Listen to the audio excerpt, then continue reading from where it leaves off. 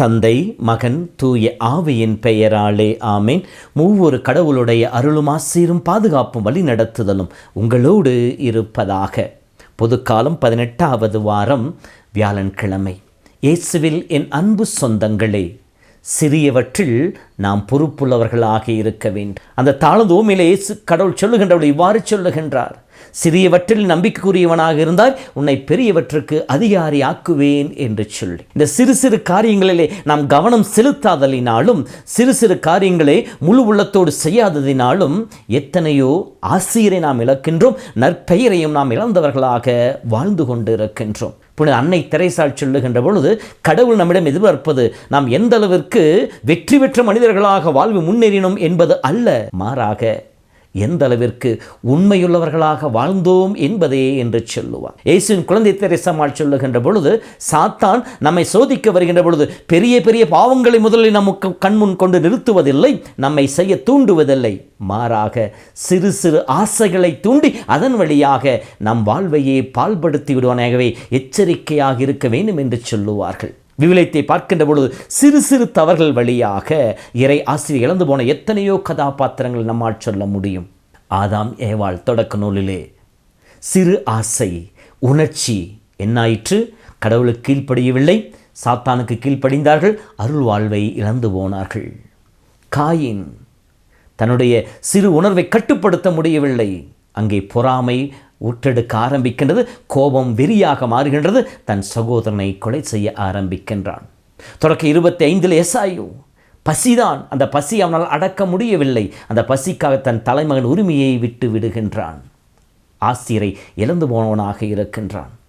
1 Samuel புத்தகம் 15 கடவுளால் தேர்ந்தெடுக்கப்பட்ட முதல் அரசனாக இருக்கின்ற சவுல், கடவுள் அவனைப் போல உயர்வுள்ளவர்கள் யாரும் இல்லை என்று சொல்லும் அளவிற்கு ஆண்டவர் ஆவியால் நிறைக்கப்பட்ட மனிதனாக இருந்தான். ஆனால் படைவீரர்களுக்கு அஞ்சினான், தன்னை பெருமைப்படுத்த முயற்சித்தான், குரு செய்ய வேண்டிய வேலையை இவரே செய்ய முற்பட்டான். எனவே அருள் வாழ்வை இழந்து போனான், ஆசியிலிருந்து துரத்தி அடிக்கப்பட்டான்.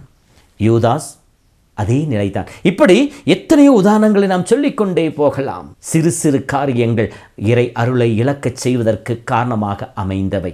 நம்முடைய வாழ்விலும் கூட இது இருக்கின்றது, எச்சரிக்கையாக இருக்க. இன்றைய முதல் வாசகத்தை படிக்கின்ற பொழுது மோசேயை பற்றி சொல்லப்பட்டிருக்கின்றது. இதற்கு முன்னால் இருக்கின்ற பகுதியிலே கடவுள் மோசேயை புகழ்ந்து பாடுவார். இந்த படைப்புகள் எல்லாவற்றிலும் மோசேவை மிகவும் சாந்தமுள்ளவனாக இருந்தான் என்று சொல்லப்படுகின்றது. எனக்கு உரிய பணியாளனாக இருந்தான் என்று சொல்லி, நம்பிக்கைக்குரிய பணியாளன் என்று சொல்லி மோசேவை இறைவன் உயர்த்துவதாக இருக்கின்றது. நண்பனோடு பேசுவதை போல நான் அவனோடு பேசினேன் என்று சொல்லி அவரை மகிமைப்படுத்தினார். ஆனால் அதே மோசே இன்று ஆண்டவர் மக்களுக்கு கொடுக்க இருக்கின்ற அந்த கானான் நாட்டில் நுழையாமல் தடுக்கப்படுகின்றார். காரணம் என்ன? அவர் செய்த சிறு செயல்.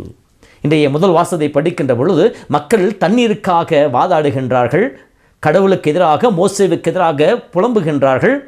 மோசேவும் கடவுளை நோக்கி தான் மன்றாடுகின்றார். கடவுள் அவருக்கு சொல்கின்ற செயல் என்ன? பாறைக்கு முன்னால் நின்று தண்ணீர் கொடுக்குமாறு அதனோடு பேசு என்று சொல்லுகின்றார். கடவுள் வல்லமை வெளிப்படுத்த இந்த இடத்துல மோசே செய்த சிறு தவறு. அந்த இடத்தில் நின்று கடவுளை மகிமைப்படுகின்ற அந்த எண்ணத்திலே வழக்கம் போல தன் கரங்கள் இருக்கின்ற கோலை உயர்த்தி அந்த பாறை இருமுறை அடித்து விடுகின்றார். என்னாயிற்று? தண்ணீர் வந்தது, மக்கள் பருகினார்கள், அவர்கள் நிறைவடைந்தார்கள். ஆனால் மோசே புறக்கணிக்கப்படுகின்றார். அவருடைய நம்பிக்கையின்மையை கடவுள் இங்கே சாடுகின்றார். நம்பிக்கையுடன் ஒரு பாறை அடித்தார், ஆனால் கீழ்ப்படிதல் கொஞ்சம் குறைந்து போனது. இந்த சிறு தவறு அவரை அந்த நாட்டுக்குள் நுழையாமல் தடுத்து விட்டது.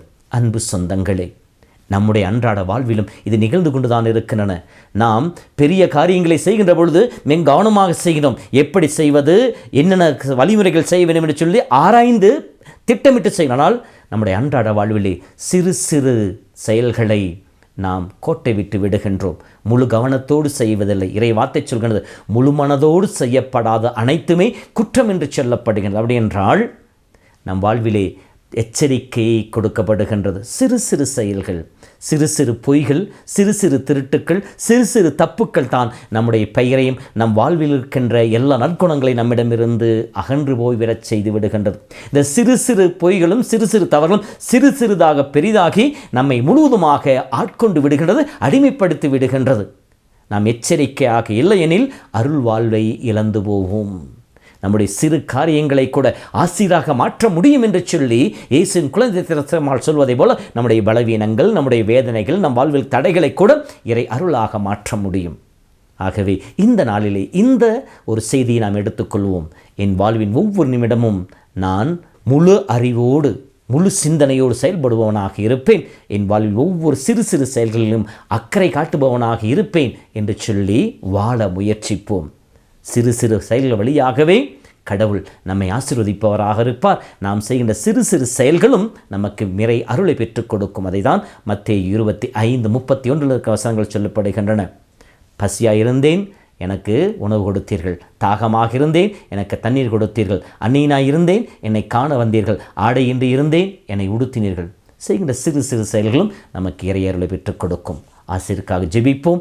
கடவுள் நம் ஒவ்வொருவரையும் ஆசீர்வதிப்பாராக. ஆண்டவர் உங்களோடு இருப்பாராக. எல்லாம் வல்ல இறைவன் தந்தை, மகன், தூய ஆவி நம்மையும் நம் குடும்பத்தை நிறைவாய் ஆசீர்வதிப்பாராக. ஆமேன்.